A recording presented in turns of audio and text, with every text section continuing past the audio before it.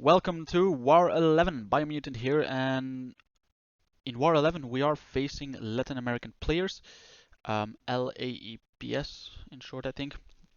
And yeah, today I'm taking pet 5 in section 1, pet 9 in section 2, and then actually the right side minis. And yeah, the right side minis are Gladiator, Hulk, Thor Ragnarok, and Iron Man Infinity War. So yeah, I've got the perfect team for it. Well, I say team, just need mags because 2 of the 3 are metal champs. Or no, actually 3 of they are all 3 a metal champ. But of course you don't want to use mags on node 53 in most cases. I mean, possibly there are matchups you might want to use him. But yeah, this one Latin American players are, I think, or were currently, well, they are in Platinum 2, but they did finish Plat 1 a few times. But why are we facing what I would say is a lower ranked alliance is of course because we lost 3 in a row. Uh, I think they have a lot of wars in Tier 2. I don't think they had one single war in Tier 1. So I mean, that's just saying that we do have the advantage with the experience, and I think, yeah, just more experience, of course. So we were expecting a win, nothing less. That's actually what I was trying to say. So yeah, on pet 5, Daredevil, the new one, a bit annoying, but of course, any anti-shrugger works for him. And yeah, my parry stuck when I had 8 spores because it's 10% per spore to reduce a chance they shrug. So yeah, standard fight. It's the knockdown protection, so I do want to knock him down to enhance my damage. So I did a slowdown combo degen. Then I could counter his special 1, but I didn't because the degen was about to expire, so I waited so I could parry with my spores not decaying and then resetting my degen, which yeah, that was all it of that fight. Super straightforward. The next fight is one that I actually is the first time I face or I got this matchup this season. It's rank 3 Nick Fury, also on the protection knockdown, but the difference here is his heavy or ebb and flow knockdown, it's called. But his heavies are unstoppable, so you can't yeah, counter his heavy. Now there is a trick with champs that have multiple hit heavies that it's kind of, I wouldn't say it's a trick, it's more like a bug, or well, I wouldn't even say it's a bug. It's probably something that's not intended, but it's the AI not countering you after your, let's say, first hit hits the unstoppable. Like they just stand there and then your second hit or third hit will connect and he will get down. And of course, why is that important that his heavies, well, can't be countered really? Is because in second form he is stun immune. So the only way to get an opening is from baiting specials and intercepting, which is very risky, especially against a rank 3 in yeah, tier 2, in tier 1 for sure, even worse, but of course tier 2 as well. But why am I using Magneto? He's not metal. Well, that's because he has a very interesting synergy with Sabretooth, which I of course bring for Omega Red, where he applies a heal block when heavying, and the heal block becomes passive against metal champs. I say it's a very interesting synergy. Well, basically it's not that interesting because against metal champs they can't heal anyways, so the passive heal block is kind of wasted. And you don't really want to use them against non-metal champs, or I think there are just way more fun champs to use against non-metal champs. But what's the trick here? It's a very long fight, by the way. It's a rank 3. I not max boosted because the fight definitely in previous season was way less long, and then the global was stubborn, so it was like even less openings where he would take damage. So it was I was a little bit surprised that the fight was still going on. Um, but basically what you want to do is knock him down. Here I was waiting till the protection was up again, and this is basically what you're doing. He's knocked down, he's in his first phase still, with 1%, he has the heal block on him, then you want to SP3, and he comes out with the heal block on. Now the only thing here is that, I think it's been for 2 seasons or something, he's kind of bugged. Because as you saw, he still was kind of in his first phase. I could parry him, but he had 1%, but he didn't go into his LMD in his second phase. The first time I used mags, or I was assigned mags to do that fight, basically how it went was you do that SP3 and he has a heal block, plus, yeah, he has bleeds on him from your SP3. But then, of course, it's a little bit RNG based because not every prowess you have is a guaranteed of a bleed. But here I didn't even have like lots of prowesses because I was expecting him to still be kind of bugged. Because otherwise I really want to up my prowesses to have more chance at bleeds. But then basically what will happen is he goes into his second phase, but the heal block, or from your SP3 actually, he goes into his second phase, but the heal block is still on him. So he doesn't have like his regen or slash degen actually. Yeah, first regen then degen. It's just you skip it entirely, and he is on 1% health, and the bleeds will finish him off, basically.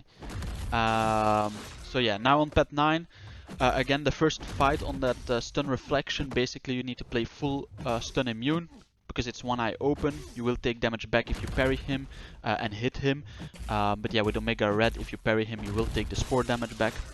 And yeah, Omega Red is not really a Terex counter, and especially now he's buffed, he will do more damage the longer the fight goes on and he puts armor breaks on me. As you can see here, that full combo on me and with armor breaks did 20% of my health. So I did boost here. Still not maxed because I was not expecting to die here. I was surprised that I had the Terex fight, because yeah, as many think, and I think as well, of course, Omega Red is not a straightforward counter for him. But again, you don't need to be, because yeah, you kind of need to be close to him with Omega Red, or just Omega Red in general, and you don't want to be. But yeah, the node itself just doesn't do much. So the only thing that could go wrong is, of course, if I get parried or whatever. But that's my own skill. I could use any champ. He wouldn't kill me with his like passive damage slash armor breaks or whatever. But his damage was ramping up, as you saw with the amount of armor breaks on me. And then the fight after this, here I can parry, and as you can see here again, the stun shield didn't came back. I think I was above 18% health, or he was above 80% health again. But yeah, this fight, there's nothing to say about it, right? You play stun immune. His heavy is unstoppable, but unlike Magneto, you can counter after his heavy.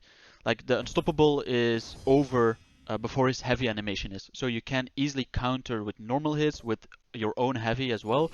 So basically I played stun immune till the stun shield is down, then I parry, and it didn't come back, so I could parry again. And yeah, just reset my damage. Probably the easiest fight there. I think of probably the easiest fight. Now this node 50, it's an enhanced regen node, and also vigorous assault, which means that they become unblockable if they regen, but that's only if it's a buff. Gladiator Hulk can't, only has a passive regen, and it's also not sure to trigger. It can also be a fury. I did get smacked up a few times here. I'm not gonna lie, I think the minis weren't that clean, let's say. I'm not sure why. I mean, I'm not sure why. It's my own play, of course, that I need to focus and not mess up. But just some, like, his hits catched me. I didn't parry, I didn't dash back or whatever. But yeah, Gladiator Hulk is metal. He's not bleed immune, so this SP3 definitely won't kill him. But I just fired it off. I didn't have that many. Did I have many passes? I kind of forgot. But yeah, basically I'm playing slow here. I did trigger protect. Of course, I have two Furies here again. Like he hit me with that special one, but I still could move out. So it was very weird. Oh yeah, and of course, also on the note, you can't reverse the regen. But yeah, it's not that Magneto really reverses the regen by much. It's like 110%, I think, 110.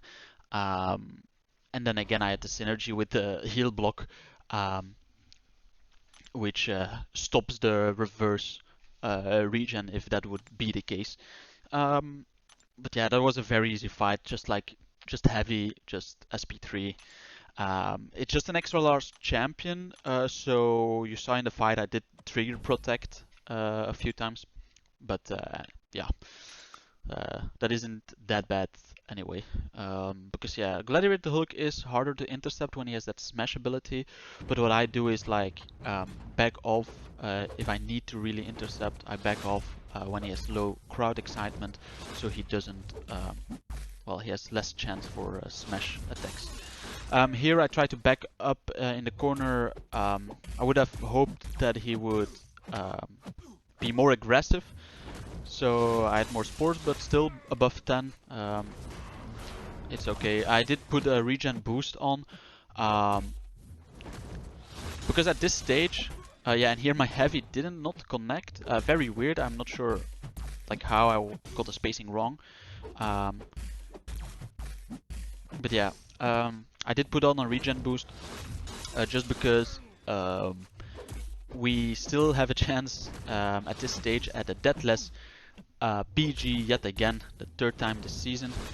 So yeah, here instead of like letting my heavy finish, I did activate my special because he had his like power gain going or was gonna trigger. So yeah, that was just for safety. Even at 10 spores, of course, rank 3 SIG 200 Omega Red will do damage. 800 per tick at 8 spores even, 1200 at 10 spores. So as I mentioned, every mini here was not that clean. I have a better a version of this fight with Omega Red on my channel as well. But yeah, if I didn't get hit, if my heavy did connect there, I would have ended up with more health. So even if I didn't get hit, even if my heavy did connect, I wouldn't say it was the cleanest. But that's just, I would say that depends on the AI behavior. Yeah. Because yeah, I'm just thinking normally I get to an SP3. Oh yeah, but normally I do sometimes like start with a power start 1 boost. Because here I had to throw my SP1 to not give him like power gain. But yeah, then we got the it's the enhanced evade slash auto block node that gives him power if he does evade or auto block, and limber plus brute force as well. And basically, yeah, I'm a metal champ. What a Iron Man Infinity War is a metal champ, so limber isn't a problem. I just can't charge my heavy when all the stacks are like when I parry it a few times. I can't charge my heavy, but I can still get my heavy in, or if he heavies, I can get my heavy in. Now I did get hit by his heavy, like the first one, while my regen boost was active, so the mechanic of Iron Man Infinitor is he heavies or he SP once where you got the regen boost active. Yeah, you get heal blocked. So that was a little bit unlucky. Even yeah, magnetized. So even he has less chance to heal block me. He did heal block me, and yeah, because I've got so my regen is blocked, but from the regen boost. But I also got my poison on from suicide. So that's not a good thing either. Of course, not getting the willpower, the healing for that. But yeah, Y Max, as I mentioned, yeah, he bypasses Limber against metal champs, but he also can't auto block, and he didn't even get to 4 armor passives. And as you can see here, we did finish Deathless this war. Well, I did, but also the entire Battle Group did. So yeah, that's very nice. Um, and then we got the end result. It's yeah, a very good uh, win, or a very convincing win. Not too many deaths, but like a lot for them. Um, yeah, 49-8. That's big. Now, of course, not like all their all their defenders were ranked threes compared to maybe other lines we faced. But of course, this is a huge performance that we hope to have those performances against, yeah, other alliances as well, especially the last three before this one, more so of course, because those were important to stay in tier 1. So how it's looking now, I think we moved up one spot in the leaderboard, so we are 8 in Plat 1. Um, and um, oh yeah, and we didn't move up in tier 1. That was actually what I want to say still. So the last war will be in tier 2, so it's quite unlikely we'll end up in Masters. There was a chance if we were maybe top 3 in Platinum 1, also depending on what the other alliances do. But yeah, a lot of alliances have to lose. And well, I say a lot of alliances have to lose. A lot of tier 1 alliances, if they lose, they still get like as much as we get from this win. So, or if we would win, right? Because that's also not a guarantee who we are facing, we don't know. So yeah. But we'll see what happens next war. And I hope to end also with a Deathless War then, and who knows, maybe BG2 yet again with a fourth Deathless War. Let's see. Bye.